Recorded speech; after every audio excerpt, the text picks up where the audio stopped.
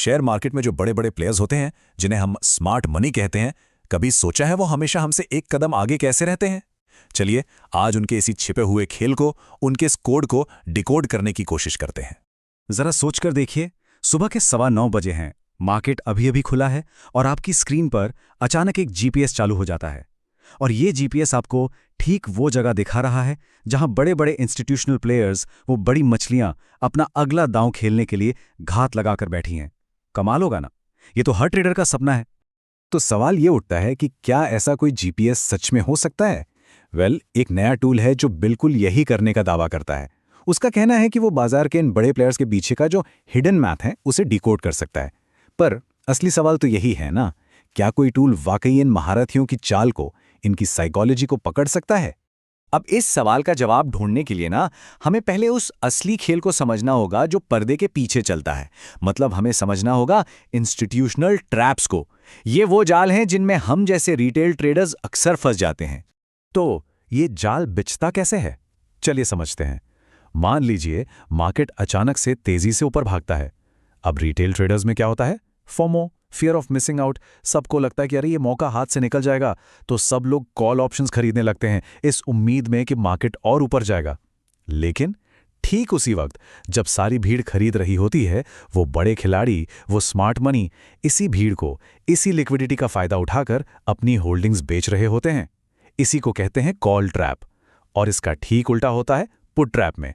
Market तेजी से गिरता है, लोग पैनिक में आते हैं, पुट ऑप्शंस खरीदते हैं और बड़े खिलाड़ी इसी घबराहट का फायदा उठाकर सस्ते में माल उठा लेते हैं।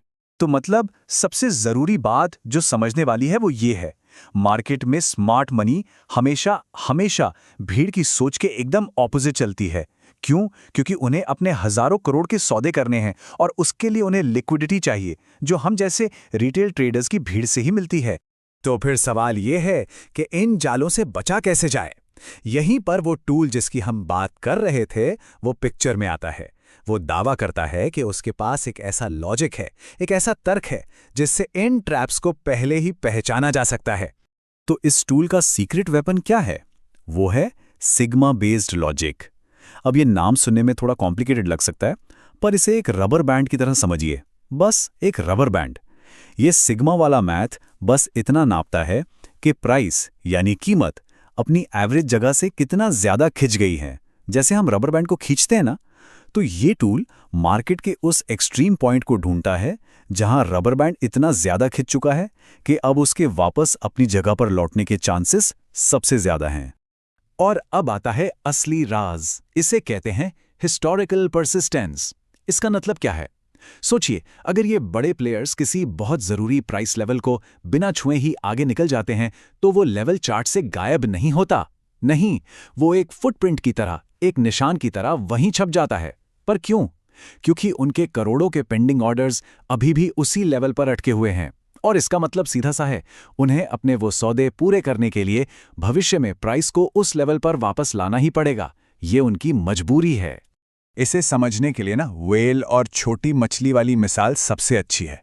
मार्केट के ये जो बड़े इंस्टीट्यूशंस हैं, वो समंदर की विशाल व्हेल्स की तरह हैं। और अगर कोई छोटी मछली यानी रिटेल ट्रेडर उनसे टकराने की, उनसे लड़ने की कोशिश करेगा तो क्या होगा? वो कुचल दिया जाएगा। सीधी सी बात है। तो फिर समझदारी किस में है? व्हेल से लड़ने में? बिल्कुल नहीं। समझदारी है उसकी पीठ पर सवार होकर उसके साथ साथ तैरने में। मतलब इन बड़े प्लेयर्स के खिलाफ नहीं जाना है, बल्कि इनके साथ चलना है। जिधर व्हेल जाए उधर ही जाना है। ठीक है, ये तो समझ आ गया कि व्हेल के साथ चलना है। लेकिन सिर्फ इतना जानना काफी नहीं है। हमें ये भी तो पता होना चाहिए कि व्हेल अब किस तरफ मुड़ने वाली है ना? यहीं पर रोल आता है कन्फर्मेशन टूल्स का। ये एक तरह की 4 स्टेप कन्फर्मेशन प्रोसेस है। स्टेप 1, सबसे पहले तो उन इंस्टीट्यूशनल फुटप्रिंट्स को पहचानो, वो निशान जहां उन्हें लौटना है।